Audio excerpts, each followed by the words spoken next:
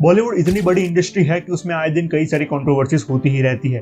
और इन कंट्रोवर्सीज में कई सारे एक्टर्स के स्कैंडल्स भी बाहर आए हैं जिसने उनका करियर ही डिस्ट्रॉय कर दिया। जहां एक एक्ट्रेस ड्रग के केस में इन्वॉल्व थी तो एक के तो रिलेशन ही बहुत बड़े गैंगस्टर के साथ थे। तो आज की इस वीडियो में हम बात करेंगे कि इन एक्टर्स ने अपने ही पैर पे कुल्हाड़ी मार के अपना ही करियर डिस्ट्रॉय क्यों कर दिया।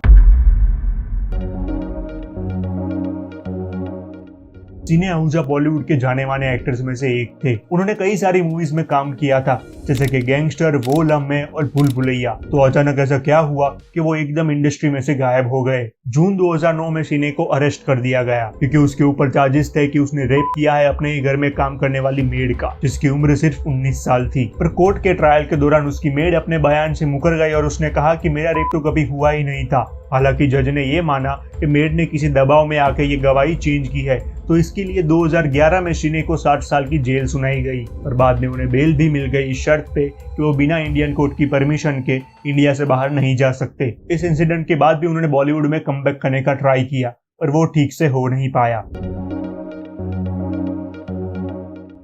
शक्ति कपूर बॉलीवुड के जाने माने कलाकारों में से एक है जिन्होंने 90s में बॉलीवुड को डोमिनेट किया है। तो 2005 के एक न्यूज चैनल के स्टिंग ऑपरेशन ने शक्ति कपूर को एक्सपोज कर दिया, जहां न्यूज चैनल की एक अंडरकवर जर्नलिस्ट एक्टर बन के गई शक्ति कपूर के पास काम मांगने के लिए। पर काम के बदले में शक्ति कपूर ने कहा कि तुम्हें मेरे साथ सोना होगा। और इस स्टिंग ऑपरेशन के बाहर आने के बाद शक्ति कपूर को बहुत बैकलैश मिला। और इस स्कैंडल के बाहर आने के बाद शक्ति कपूर ने अपने डिफेंस में कहा कि न्यूज चैनल ने इस टेप को एडिट किया है और फीमेल रिपोर्टर उनसे जानबूझ के सेक्स की बातें कर रही थी और उन्हें ऐसे फ्रेम किया गया है कि वही दोषी लगे। और उन्होंने ये भी कहा कि ये सब करके वो उनकी रेपुटेशन खराब करना चाहते हैं। और बात तो तब पलटी जब उन्होंने कहा कि अंडरकवर रिपोर्टर उन्हें 6 महीने से कॉल कर रही थी और वो उन्हें धमकी दे रही थी कि अगर वो उससे नहीं मिले तो वो सुसाइड कर लेगी। और शक्ति कपूर ने अपने साइड की स्टोरी सुनाने के लिए एक प्रेस कॉन्फ्रेंस भी बुलाई थी, जहां उन्होंने कहा, मैं टुलिप स्टार होटल में उस लड़की से मिलने गया था और मैं मानता हूँ कि मैंने गलत किया है, but the girl provoked me to make certain gesture and indulge in sex talk. लेकिन इसके बाद भी शक्ति कपूर हमें कुछ छोटे रोल में दिखे। पर बात तो यही है कि स्टिंग ऑपरेशन ने उनकी रेपुटेशन खराब कर दी। ममता कुलकर्णी, जिसे आपने करण अर्जुन, नसीब, वक्त हमारा है और सबसे बड़ा खिलाड़ी जैसी मूवीज में तो देखा ही होगा। 90s में ममता हमें बहुत सारी मूवीज में दिखी, पर ऐसा क्या हुआ कि वो अचानक से गायब हो गई। ममता शिकार हो गई ड्रग ट्रैफिकिंग केस का, जहां 2016 में ममता और उसके हस्बैंड विकी गोस्वामी का नाम सामने आया केन्या के $20 मिलियन के ड्रग केस में। विकी गोस्वामी ड्रग के दुनिया का बहुत बड़ा नाम था और इस वाले रैकेट के पीछे वही मास्टरमाइंड था, जहां पुलिस ने यह कंफर्म किया कि ममता भी उसी रैकेट में शामिल थी।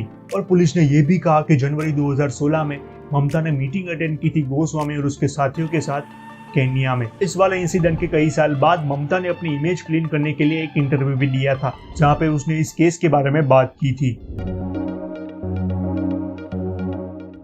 शायद आप में से कई सारे लोग मोनिका के बारे में नहीं जानते होंगे।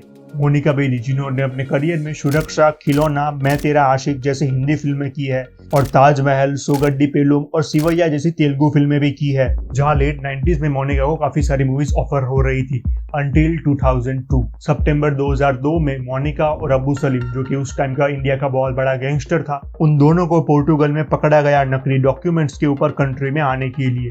मोनिका के रिलेशन अंडरवर्ल्ड डॉन अब्बू सलीम के साथ थे और वही उसकी लाइफ की सबसे बड़ी मिस्टेक हो गई। जहां 2006 में इंडियन कोर्ट ने मोनिका को दोषी करार दिया नकली पासपोर्ट लेने के लिए। लेकिन इन सारे इंसिडेंट के बाद मोनिका ने फिर से कमबैक करना चाहा, जहां पे हमें वो बिग बॉस और झलक दिखला जा जैसे शो में भी दिखी और उन्होंने कुछ दूसरे टीवी शो भी किए, पर वापस बॉलीवुड में अपनी जगह नहीं बना पाई। फरदीन खान लेट एक्टर फिरोज खान के बेटे हैं। आपने उनको हे बेबी, नो एंट्री और फिदा जैसी मूवीज में देखा होगा। और मई 2001 में एनसीबी ने फरदीन को अरेस्ट कर लिया ड्रग के केस में, जहां उस समय की ये बहुत बड़ी न्यूज बन गई थी और मीडिया में ये केस बाहर आने के बाद फरदीन की इमेज भी बदनाम हुई। एनसीबी को फरदीन के पास से 9 ग्राम कोकीन मिला था। इस पूरे इंसिडेंट के बाद फरदीन ने रिहैब ज्वाइन किया अपनी एडिक्शन छोड़ने के लिए और वो चाहते थे कि उस समय पे उनका करियर रिवाइव हो जाए, पर वो नहीं हो सका एंड इसके बाद वो इंडस्ट्री से गायब ही हो गए। पर हाल में फरदीन ने फिर से कमबैक कर दिया है, जहां 2024 में हमें उनकी 2 फिल्में देखने को मिली, जिसमें से एक अक्षय कुमार के साथ खेल खेल में और दूसरी रितेश देशमुख के साथ विस्फोट। और न्यूज ये भी आ रही है कि ये तीनों फिर से हमें देखने को मिल सकते हैं हे बेबी 2 में। तो यही था आज का वीडियो। अगर आपको वीडियो अच्छा लगा हो तो लाइक कर देना और चैनल को भी सब्सक्राइब कर देना। और मैं ऐसे ही वीडियोस लाता रहूँगा। तो तब तक के लिए स्टे ट्यून और मेरे और वीडियोस भी देख लेना। बाय।